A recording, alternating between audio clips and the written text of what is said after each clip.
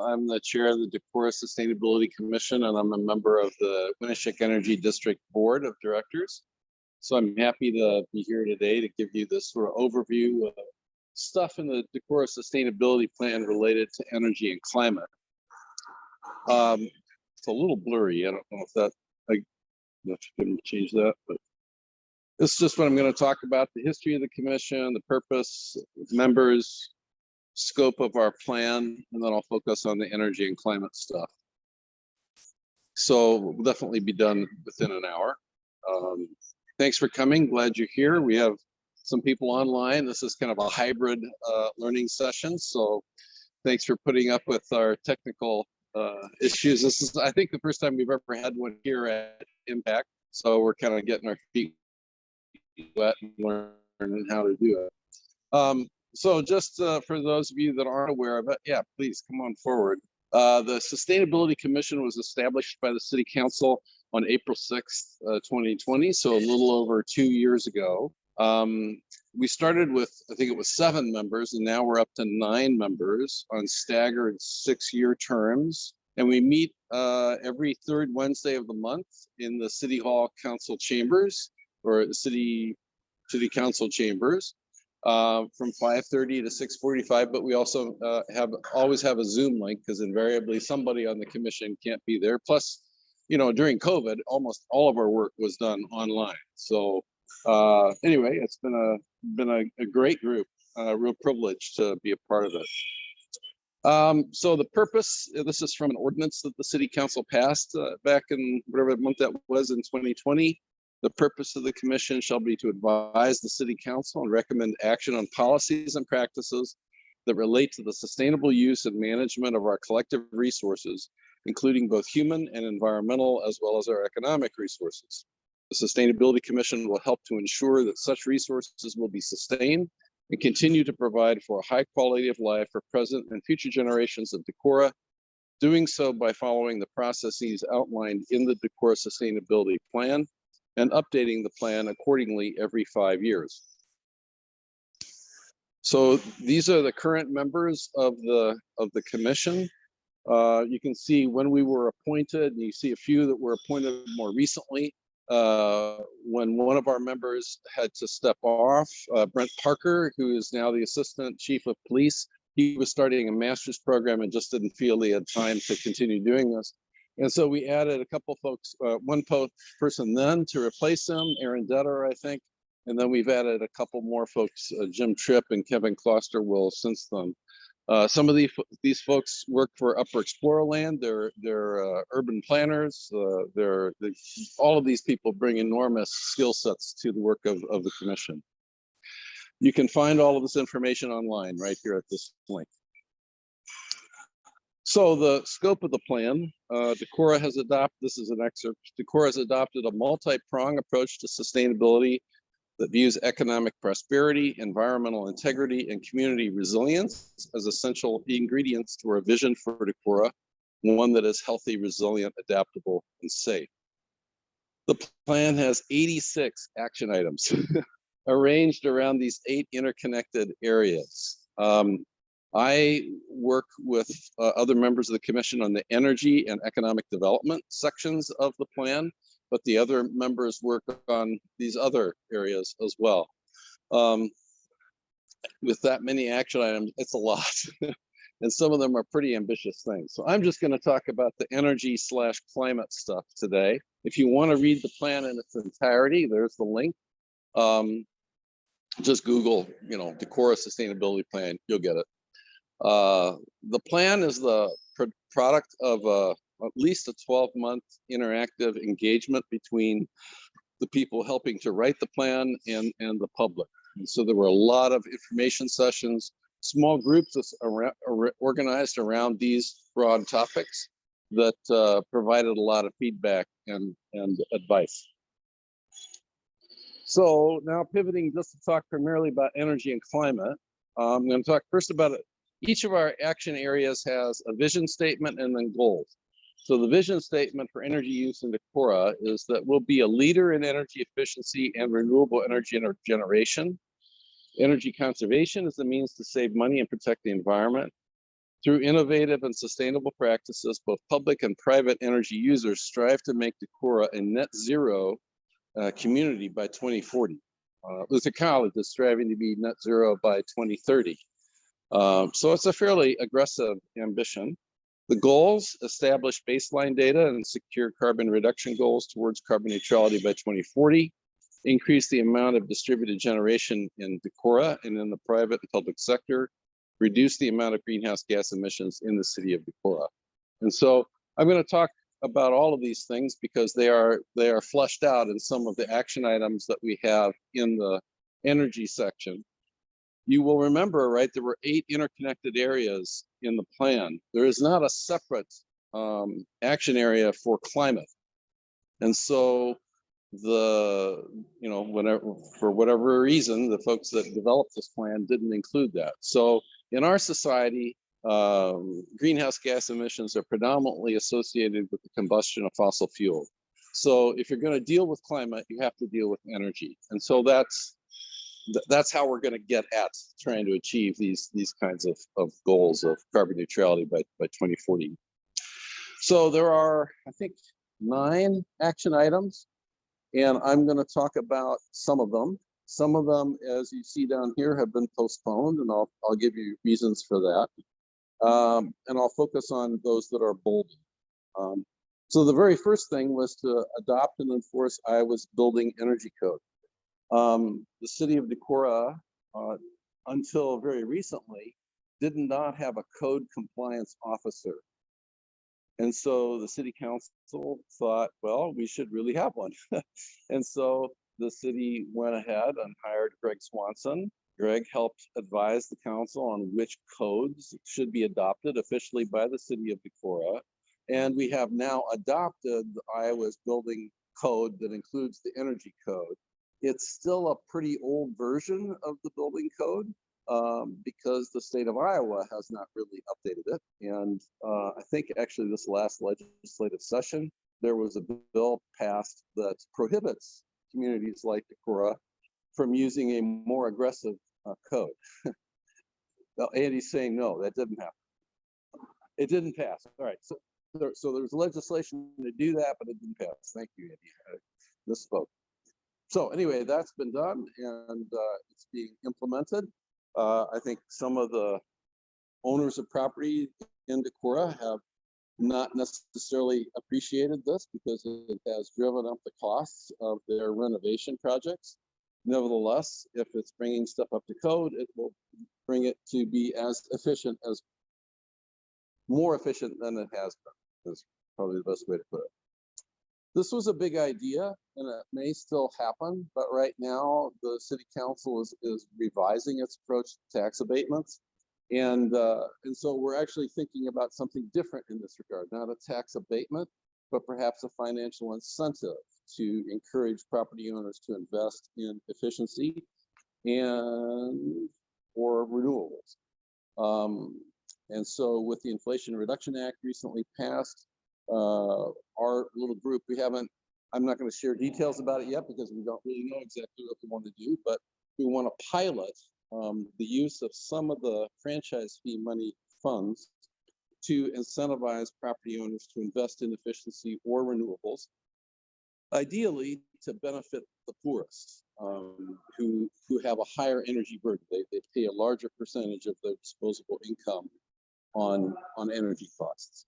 So we just need to figure all this out because, city staff are already doing their full-time jobs. We don't need to pile more stuff on top of them. All of us on the commission are volunteers. And so we have to do something that is relatively easy to implement, but nevertheless is going to have a significant impact. So we postponed the tax abatement part, but we're looking at other things. Another action item was to establish an MAU task force, Municipal Electric Utility Task Force. Andy Johnson is on that task force.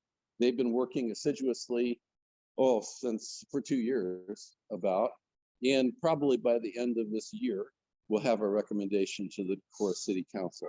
So even though our commission helped draft their duties, helped recruit members to serve on the task force, they're not a subcommittee of the commission. They're a separately created entity by the city of Decorah City Council, and they report directly to the city council. But something we got them started. Then this one, E4, require each city department by the end of this year to conduct analyses of all possible investments in efficiency as well as renewables and implement those with a 10-year payback or less via internal financing or third-party power purchase agreements. So before Chad Bird left as our city manager, he delivered to the commission, I think it was about an 8-page document, single-spaced, in which all of the city departments explained how, in fact, they had been pursuing investments in efficiency and renewables even before this action item was codified. And later in my slides, I'll show you how the city is engaging in a power purchase agreement to install solar at the city streets department and at the Pulpit Rock campground, which I think is a really cool story. So, this says, revisit this every 5 years. I think we're going to encourage city staff to revisit it every 3 years. One of the things we learned up at Luther College is that with regard to energy efficiency, people talk about picking the low-hanging fruit. And what we've discovered is as technology improves, the low-hanging fruit grows back. So you can replace really inefficient lights, right? And replace them with more efficient lights. And 10 years later, guess what? There's LED technology that is even more efficient. And so anyway, it's worth it to kind of revisit this more frequently than every 5 years. E5, commission a professional study to establish 2020 baseline of installed renewable energy generating capacity per capita within the city of Decorah limits and update that every 3 years. We have done that. We did not have to hire a professional to do it. We reached out, and I'll talk about this in a moment, but Alliant Energy knows where every one of the renewable energy systems is that's installed in the city of Decorah, and they just ran a search of their database and spit back the numbers of systems as well as the total installed capacity. So I'll talk about that in a minute. This one we've postponed, commission a professional study to establish the 2020 baseline of all forms of primary energy consumption, in both dollars and quantities consumed by residents, businesses, etc. This is not easy to do. It's almost impossible, really. And so after looking at this and looking at some tools, we've, at least for now, postponed it. It's just not as important.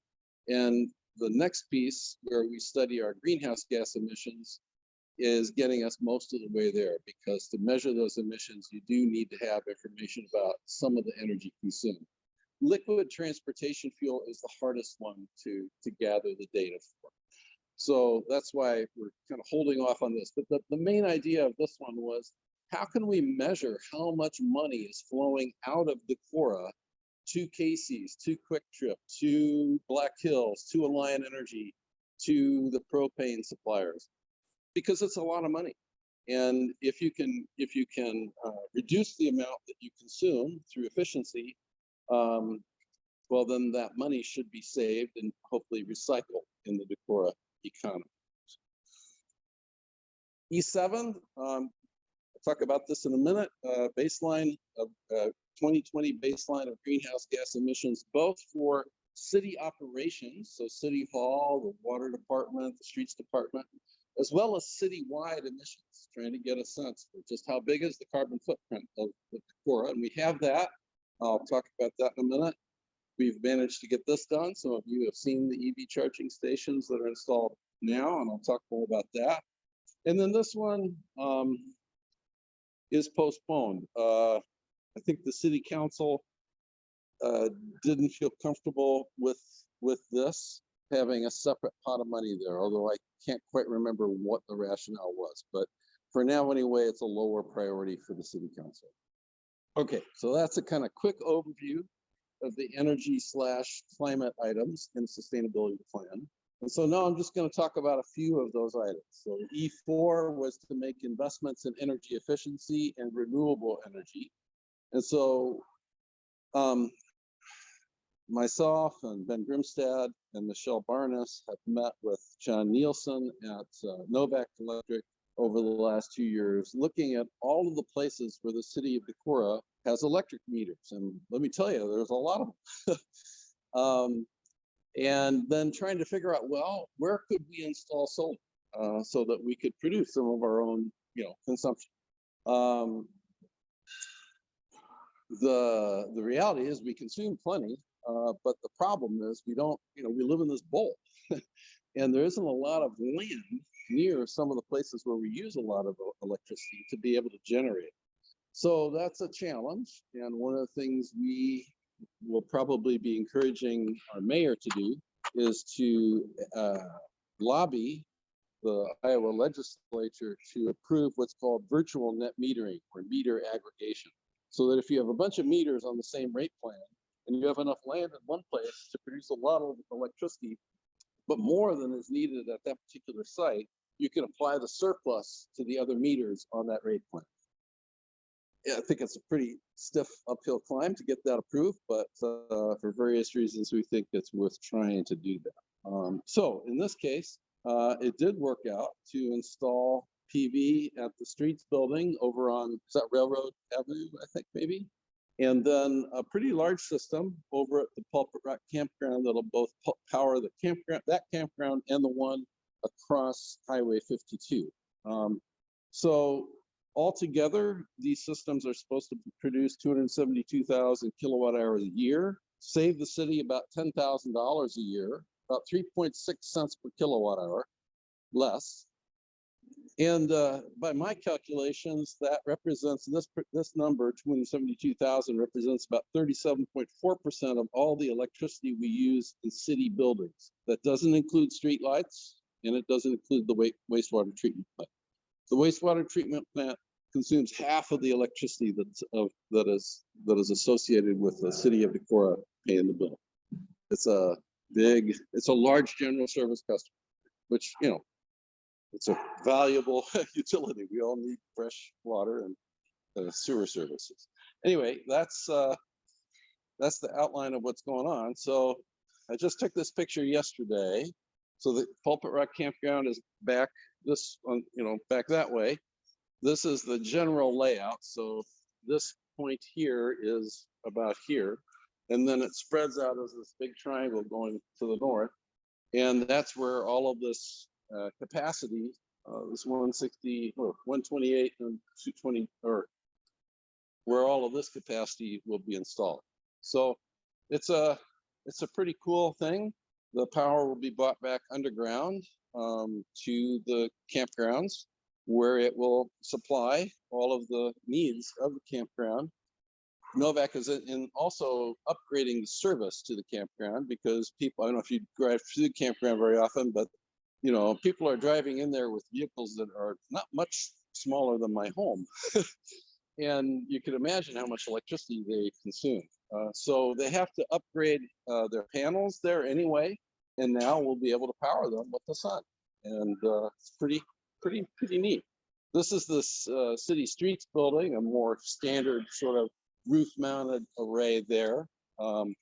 And again, installed. And I should add, this is a third-party power purchase agreement. So the city has not had to cough up the money to buy these solar panels. And a local investor has put up the money to buy them, and is then selling the electricity to the city of Decorah over a period. I don't know all of the details of the power purchase agreement because it's confidential, but it's I think a 10-year agreement, and the city agrees to buy the electricity from the local investor. And then once all of the tax benefits of owning a renewable energy system have been exhausted, then the city has the option to acquire this system at its fully depreciated cost 10 years from now. And that should make it far less expensive to buy and operate than otherwise. Why is the agreement confidential with the city? Right. Yeah. No. Fair enough. The fact that we're doing it is not confidential, but who the investor is confidential. At least is my understanding from the city attorney. And the actual terms of the power purchase agreement to my knowledge, are by the city attorney, not being divulged. But the only way the city council would approve it was if in fact there were going to be significant cost savings to the city, and there are. So that's why they've gone ahead with it.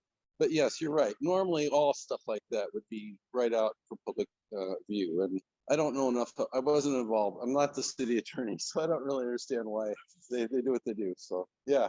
Anyway, it's cool to see though. And when you think of, you know, I don't know, almost 40% of the electricity used in city buildings being covered by these arrays, that's a good start. I mean, I want us to find more opportunities to do this. And by the way, with the Inflation Reduction Act, it may not be necessary to get in bed with an investor who can harvest the tax benefits, because now the city, other nonprofits will be able to utilize the tax credit, in this case, a 30% tax credit, as what's called the direct pay option. So let's say you spend $1 million on eligible equipment, Uncle Sam will send you a check for $300,000. I mean, you have to demonstrate it's eligible and it's installed, but nevertheless. And then if you can source it with domestic content, U.S. domestic content, that's another 10%. So you could get 40% off a system. That's good. So we need to, 2023 is coming. We need to get ready for that. I do not know. I know the panels in this case are Jinko, so they're coming from China. But moving forward, but as you know, Andy, there's not a lot of PV produced in the United States that's made in the United States. But that's going to change because the Inflation Reduction Act put this premium on domestic content, and so you're going to see more folks producing panels here. Okay, so pivoting away from the solar stuff. Well, not really. This is another way of looking at the solar stuff. So you remember E5 was to establish a 2020 baseline of installed renewable energy generating capacity. So in this case, we're talking about solar and wind. Sorry, this was for some reason this is a what do you call that, screenshot, and for some reason solar was highlighted. So we reached out to Alliance, and they provided this information to us. So this is for capacity within our zip code. So it may not be only within the municipal boundaries. This might be a little beyond the municipal boundaries, but it's the best we could do without Alliant having to go through every bloody account line by line. They didn't want to do that, and we didn't want to make them mad. So, we can have them run this search 5 years from now or 3 years from now for 52101, and it'll tell us whether there's a change. So 234 systems, 4,000 kW. Luther is 1.7. 1,700 of this is Luther, but that's less than half of the total installed capacity in Decorah, which is pretty amazing, right? You think about all those, like these guys produced a flyover video of downtown Decorah showing you the hidden solar, right, on top of businesses. Well, you add all of that stuff up, how many of you have solar on your homes? Okay, so that's, I don't know about you, Andy. I don't know if you fit in here, but maybe you do. Anyway, and then Luther's wind turbine is 1.6 megawatts or 1,600 kW. So our population, most recent in 2020, is 7,587. You take that amount, divide it by that amount, and you get 740 watts or 0.739 kilowatts per person. A typical, I don't know, what is a typical solar panel these days? Maybe 350, 450 watts. So it's like saying everybody in Decorah has a couple PV panels. That isn't quite true, but nevertheless, but that's a pretty robust number. And then if we compare ourselves to other cities, now in this case, we're just talking about solar. So remember, right, we had 4,013 kW. So you take that and divide it by the 757 citizens, you get 529 watts per capita. Well, now, I know you can't probably read this. Los Angeles, San Diego, Las Vegas, Honolulu, San Antonio, New York, Phoenix, San Jose, Albuquerque, Washington, D.C., Denver, and Indianapolis. We would rank third behind Honolulu and Vegas. No, 529. Who's above Honolulu? What's that? Oh, there we go. Yeah, sorry. Honolulu is there and Vegas is here. Well, that's pretty good for pokey little Decorah, right? Then of course within Iowa, I think Washington County maybe has a little more total installed solar. I don't know if it's better than this number on a per capita basis, but it's a lot.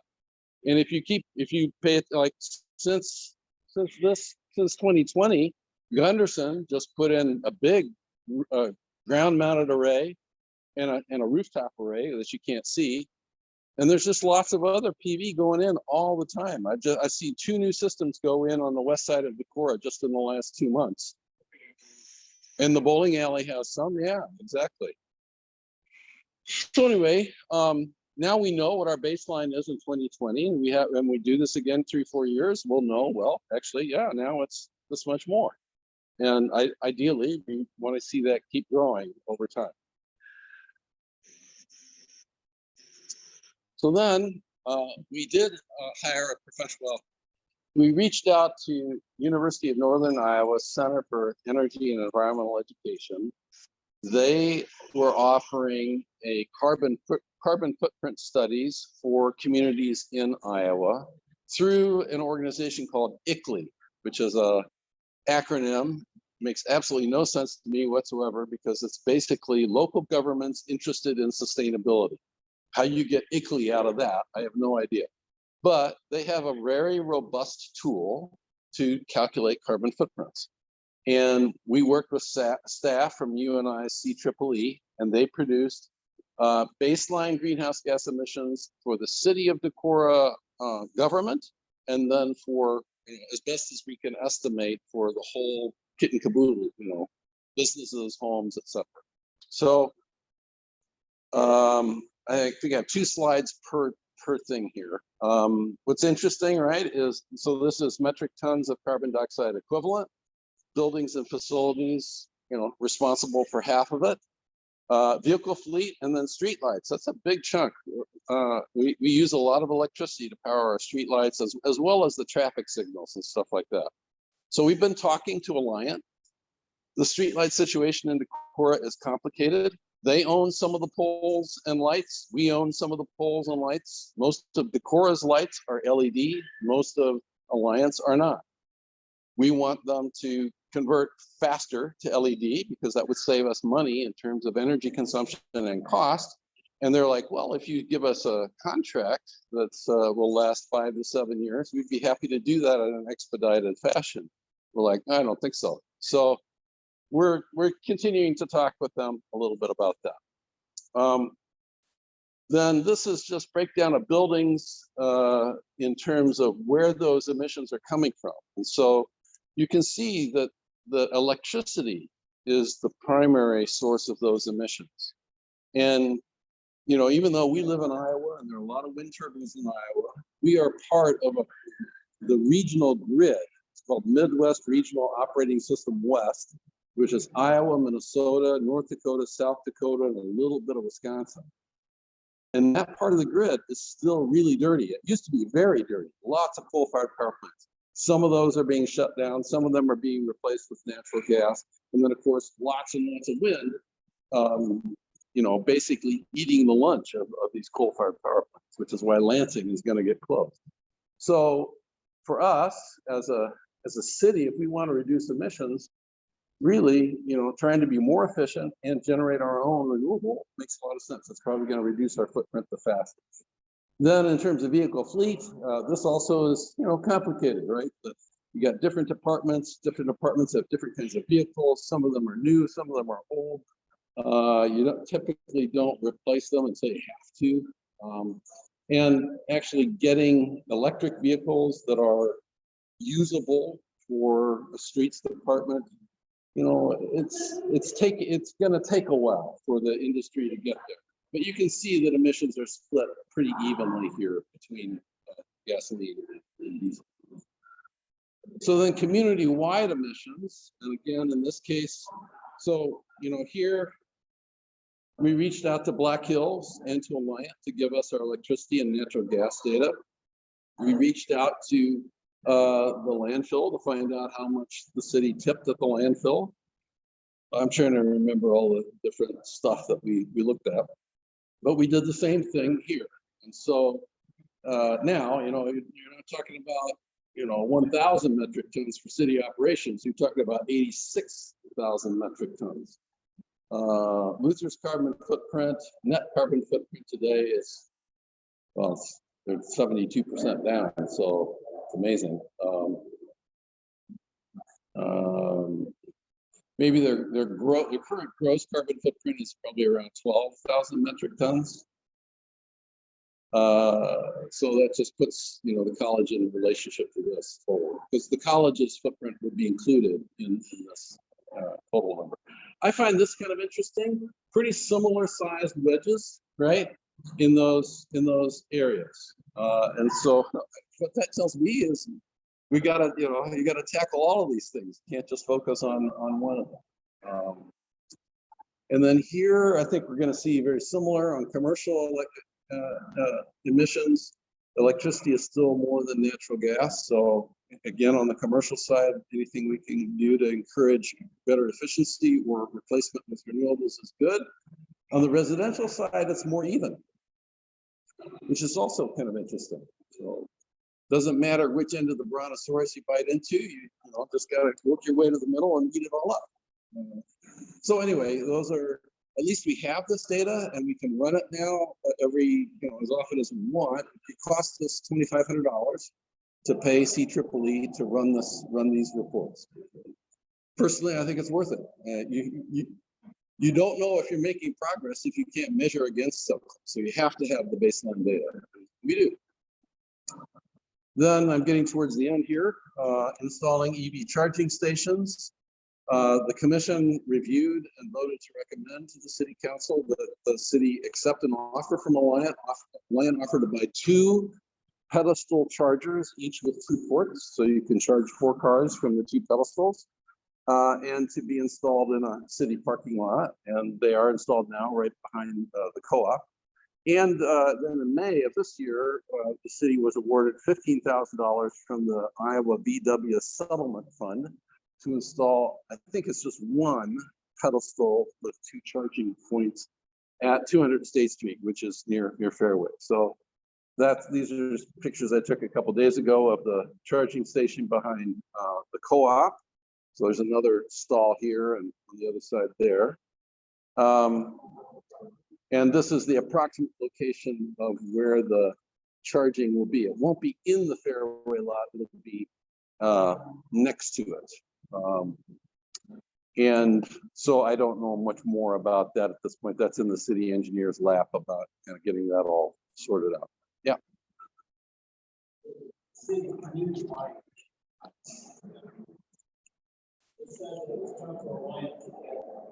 Number of solar farms in the city limits.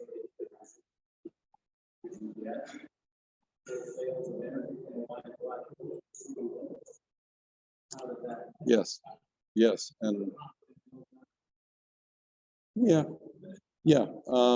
We got 2020 sale data, not billing data, sale data. So we know how many kilowatt hours they sold to residential, commercial, and industrial customers. Separately, we know what their average all-in cost per kilowatt hour is for each of those rate classes, because they have to report it to the Iowa Utilities Board. And I have that buried in my thing, but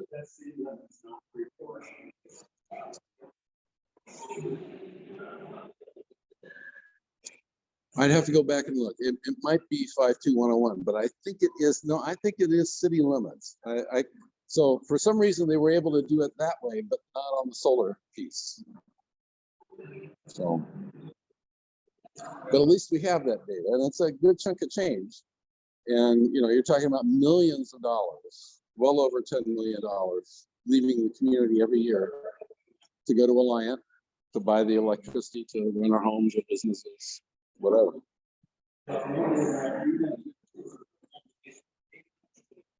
Yeah.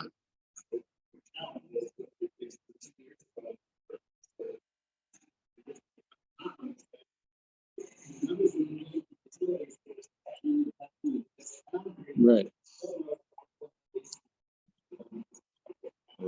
Right. Yep. But I think I am remembering correctly that the data for citywide electricity sales is for the municipality, not for Freeport, not for farms west of town. Yeah, so it'll be key when we run these again to make sure that you're using the same parameters. Okay, I think that's it. I think in terms of what I wanted to share with you. So other questions, comments, Daryl? The charging stations down by, is there any history as far as how much what is the cost to use? Yeah, that's a good question. Yes, there is data. The question was, does the city have data for the use of the charging stations behind the co-op, and how much does it cost to charge? We have the data. We've actually had some problems with 2 of the 4 ports. For some reason, they were not talking correctly to the cellular connection. But Jeremy Brill, the city engineer, has been working with the company to get that ironed out. They are being used. I couldn't tell you exactly how much. If I heard that information, it wasn't in writing. Jeremy would have reported it at a commission meeting. The city had to put in some money to install the facilities. Decorah Bank and Trust donated $5,000 to the installation. The pedestals were free, but the cost to install was a little more than $5,000. So the city had some installment costs. The city has to pay for the meter every month that reads the sales. And of course, the city has to pay for that electricity under their rate plan.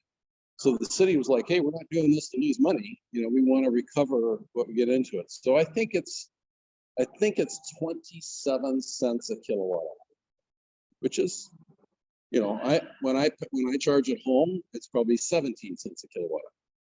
So it's more expensive to charge that way, but it's a convenience, right? And it's there primarily because the people who will use it, the people who live in Decorah and have an electric car, they're going to charge at home. Andy's saying no. Oh, there you go. Thank you. Yes, absolutely.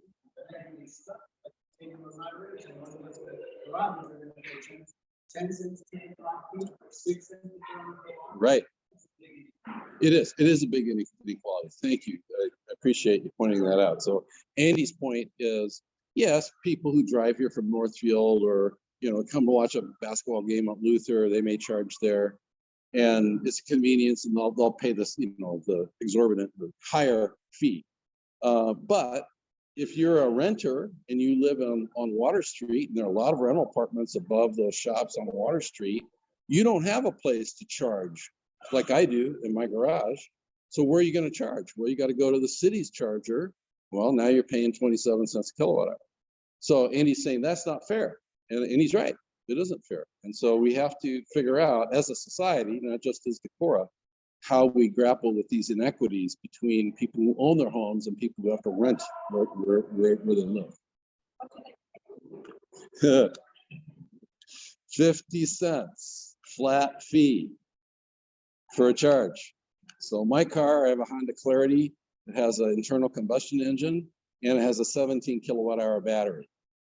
Well, it normally takes 13 kilowatt hours. So 13 times 17 cents at home is, I don't know, a couple bucks something, right?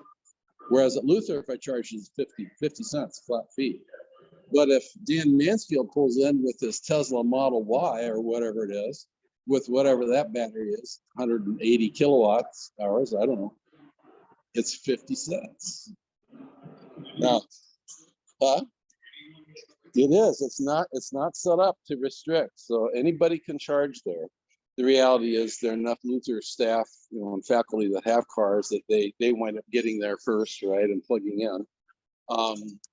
But yeah, and so actually the college is going to add another charger down by the Legends Fitness Center sometime this year. And I think the fact is the college is going to probably go to a per kilowatt hour charge, in part because the state of Iowa, for various reasons, has decided to sock it to owners of electric vehicles. And so if you have an electric vehicle when you go to register your car every year, you're going to pay a surcharge. And the purpose of the surcharge is to recover road use tax that you're not paying because you're not buying gas at Casey's or Quick Trip. And I get that. But then starting next year, I think June maybe, they're going to start collecting 2.3 cents per kilowatt hour tax. I think it's is it 2.3? Huh? 2.6? Yeah, it's somewhere in there, over 2 cents in addition. Yeah, yeah. And that will apply. So the city of Decorah will have to add that to what it's charging, and Luther College will have to add that to what it's charging. And so the Energy District, along with others, are trying to get the legislature to realize that's a bad idea. And so we're hoping they will, if not rescind it, at least postpone it for another few years until the dust can kind of settle around what's going on with EVs. Yes, Heidi. Leslie wants to know, how long does it take to charge on the city chargers? They're a little faster than the Luther charger, which is a charge point system. They're all level 2 chargers is what we're talking about. Level 3, you could charge up an electric vehicle in 30 to 45 minutes, no matter the size of the battery. These, I think you're, oh boy. Let's just say it's going to take you at least 2 hours and probably 4 hours to get a full charge if you're charging a full electric vehicle, as opposed to mine, which is a plug-in hybrid electric vehicle. So you'll get a decent amount of charge over the course of 2 hours, but you know, you might need to leave it there for overnight if you really have a large battery. Other questions? Is there a possibility wastewater treatment facility? Thank you. Good. Excuse me. So Daryl Jensen has asked, is it possible that the city could install solar at the wastewater treatment plant, which is our largest user of electricity? And the answer is yes and no. Yes, there's enough land there. No, because they're doing some maintenance work on it now, and they're thinking about expanding the wastewater treatment plant. And if that's the case, they don't want to drop a bunch of PV that's now in the way for 20 years. So they're not saying no, they're just postponing that decision for right now. Now, the other limiting factor there is, as I said, it's a large general service customer. So they enjoy the lowest rates you can get from Alliant Energy. And part of that rate is based on what's called a demand charge. And so we could put in a system there that would be, let's say, 250 kilowatts, and that would match what their peak demand is over the course of a year. But if you put in a system bigger than 250 kilowatts, you may not be able to get much value for the surplus production, which is frustrating because I think the wastewater treatment plant consumes, I want to say 1.5 million kilowatt hours a year. That's a lot. And a 250 kilowatt system is not going to produce that amount of electricity. So actually, Alliant Energy approached the city of Decorah over a year ago and said, we have a program called customer hosted renewables. And the way that program works is Alliant comes in, builds a system to sort of the size of your demand. So in this case, they were talking about a 200 kilowatt system. They would install that on the wastewater treatment plant grounds. They would pay the city of Decorah a land lease payment every year for 20 years, the same amount of money, it never goes up. And if we wanted the renewable energy certificates from the solar generation, that would be deducted from the annual land lease. When we did the math, it wound up being about a 2.3 cent hedge for the city. So they're paying about 8.5 cents out there, all in cost for power.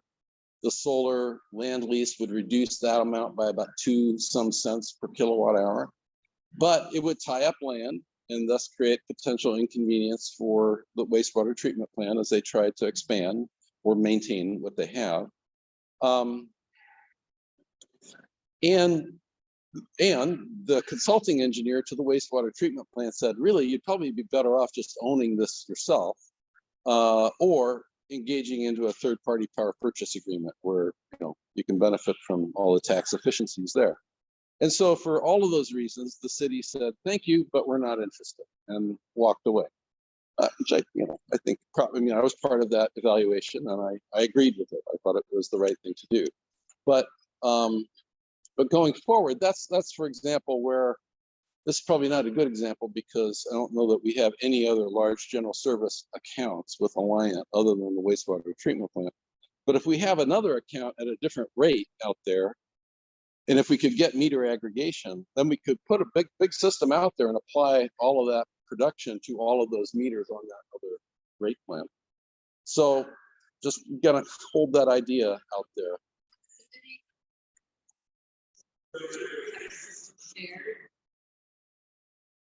Yes, very good question. So Shirley asked, is it possible to share a system with another business nearby? I ride the bike trail a lot, and I often take that spur out through Freeport, past the wastewater treatment plant, can hold my nose a little bit some days. And where do I go next? Well, I go right past Iowa Rotocast Plastics. They got some serious roof space, and I don't know what they consume electrically, but my guess is they're probably a decent consumer. And so, yeah, I have had that thought. Could we approach them about sharing a system where there's more there, and they may not care about the carbon benefits, and so maybe the city could acquire the RECs from Iowa Rotocast. But you're talking about an investment in a system that is going to last for sure 20 years and probably last 50 years, maybe not producing as much juice. And if you're Iowa Rotocast, you're like, I don't know what I'm going to be doing 2 years from now, let alone 5 years or 10 or 20 years. So it's something for them to get their head wrapped around. I think it's a hard thing to conceive of. But yes, I think that's a possibility. It's not one we've explored actively yet, in part because of the wastewater treatment plant engaging in maintenance activity and doing some planning for expansion. And until that gets kind of solidified, it probably doesn't make sense to. Yeah. Got a comment from Amy. Scott, Alliant will aggregate the entire usage of all meters in one account. For example, the city, when looking at how much customer mostly renewables will put in, Presco's looking at the option. So Amy is saying that Alliant is willing to do meter aggregation for them. Amy, please send to me any documentation you have that says they will do that.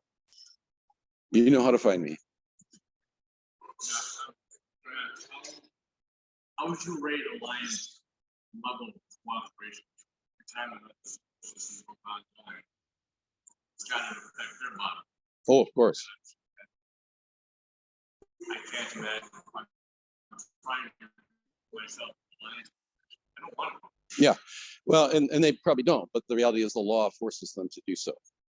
They do have a monopoly service territory. The Iowa Utilities Board has made it clear that Iowans have the right to install their own renewable, they're called alternate energy production systems. And rate regulated utilities like Alliant are required to interconnect those customers. Now, it takes a while sometimes to study the system impact of putting 10 kilowatts here, 5 kilowatts there, 500 kilowatts over there. And that can take a while. And sometimes, and Alliant has because they have some of the highest electricity costs by, there are 181 electric utilities in the state of Iowa. Only 4 have higher costs per kilowatt hour for residential customers. So why are they seeing so many of their customers invest in solar? Because their customers are paying top dollar and they're tired of it and they want to save some money. So that changed. So the question was, how do they buy back excess production? The utilities, of course, didn't like something called net metering. And so some of you may have systems that were installed under Iowa's old net metering law. And the way that worked was, if you produced more than you consume, like, for example, Baker Village at Luther, you got the 20 kilowatt system in front of Baker Village Commons, and then a 280 kilowatt system off a pole line road. All that power comes back to Baker Village. In the summer, it's generating more electrons than the village consumes, and it's running the village's meter backward at retail rate. That's how it used to work for residential customers as well. Today, the utilities fought that. They didn't think that was fair. And so now there's what's called an inflow outflow tariff. And so over a 12-month period, if you produce more than you consume, and they have now put limits on how big your system can be so that it isn't supposed to produce much more than what you on average consume every year. But in the summer, right, you might be producing more than you consume. And that will, that surplus is accounted for in your bill and is, I think, maybe deducted from next month's consumption. But at the end of the year, there's a 12-month period. You either pick January or April. And if there's any surplus in there, you just lose it. Gone. So, but, you know, we fought tooth and nail as the energy district to preserve net metering. And at least we got most of what we wanted through this inflow outflow tariff.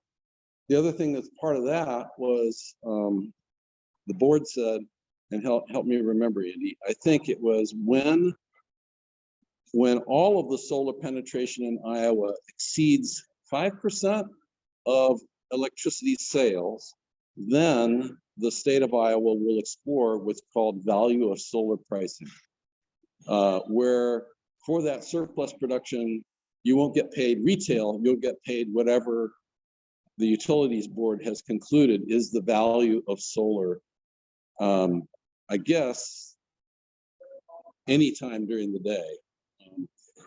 This is a much more complicated discussion, but we're not there yet. Although I think Alliance penetration is close to 4%, but I don't think value of solar kicks in until it's all of Iowa has. Oh, so it's just the rate regulated utilities, yeah. So, and the last report I saw from Alliance said that they don't expect to see that market penetration until 2027. But who knows? Heidi. Amy's clarifying that Alliant has combined meters, Alliant owns the system on. Yes. So customer hosted renewables. Okay. I might have missed that in the details of their tariff for that program. Well, I mean, you know, I think they would aggregate customer hosted Alliant. As I understand it, let's say, I don't know, pick a spot where the city has land, or, you know, I don't know, pick a softball field. And then that softball field has lights, and those lights are connected to a rate plan. I'm not saying we're going to do this, we're not going to do this, but if we were to do it and we put in a system bigger than is needed to power that softball field, then the surplus production, no. Amy, I don't think you're right. It's only if Alliant. No. If Alliant owns the system and you lease them the land, you are still obligated to buy the electricity from them at that site at their tariffed rates.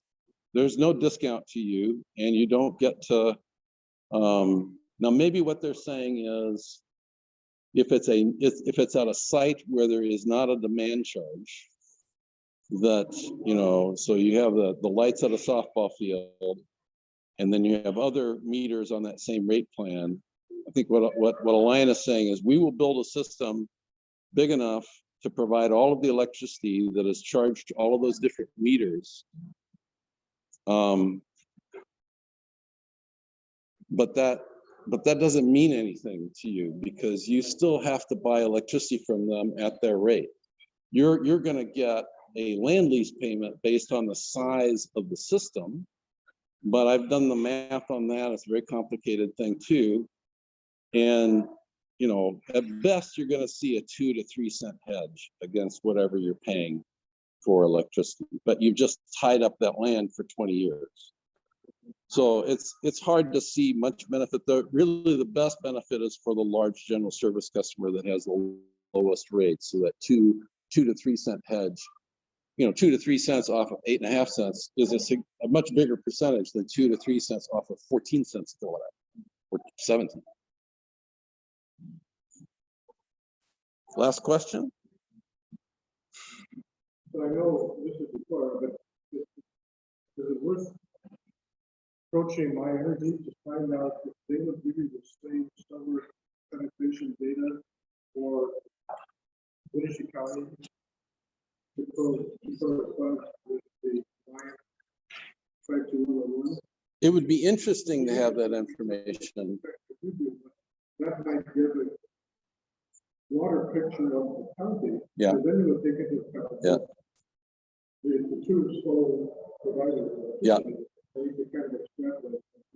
Yeah, so Lyle's question is, should we be asking My Energy to tell us what the installed capacity of solar is in Winnebago County? And my response to that is, it sounds like a good thing for the chair of the board of the Winnebago Energy District to request, and not the chair of the Decorah Sustainability Commission, because we don't really have. Commission chair seems to be a new person, but I'm not sure. Yeah, so I don't know. I think that would be interesting, and I don't doubt that Brian Crambier would be happy to help us get that information. We had to reach out to them because they provide street lighting in one of the suburbs out by or housing developments out by the airport, and of course they power the business park. Yeah, so we have consumption data from them. But no, we have not thought about, it would be interesting to have that bigger picture.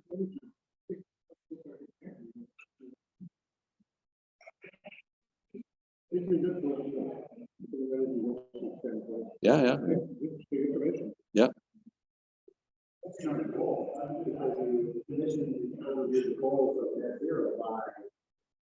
Yeah.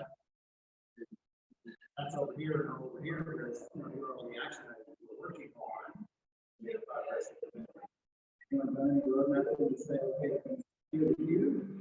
No, not yet. And that, not yet. And in part, that's because there's so many other things in the plan, and there's only so much time in the day, and we're all volunteers. The other piece of that is the city council approved the plan. I'm sure how carefully they read this 27-page plan. And so as we started to pursue the implementation of certain action items, some of which can be controversial, for example, stormwater fee, and they got an earful when they approved the building code and started to enforce it. And all of a sudden, people who owned property that wanted to do something had to get a permit, and they weren't amused. And then they found out how much it was going to cost to meet code, and they were even less amused. And they called their city council member. So the council said, "No, wait a minute. We need to look a little more closely at this plan and all the action items." And so that delayed us a while. It took probably 6 months for them to get through everything. And so that is one reason why we haven't done it. But yes, that is something that Ben and Michelle and I are hoping to work with you on, is to develop strategies for how to help the residents of Decorah and business owners in Decorah make wise and judicious investments in efficiency and renewables to drive down the consumption and to reduce their greenhouse gas emissions. So no, I wish we had a good roadmap to 2040, but we don't yet. Unfortunately, it's still 2022. So I think we better leave it there. We said 1 hour, and so thanks for coming, everybody, here in person and online, and thanks for the invitation to present this information. Thank you.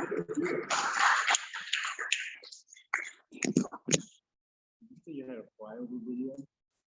Yes, it's on our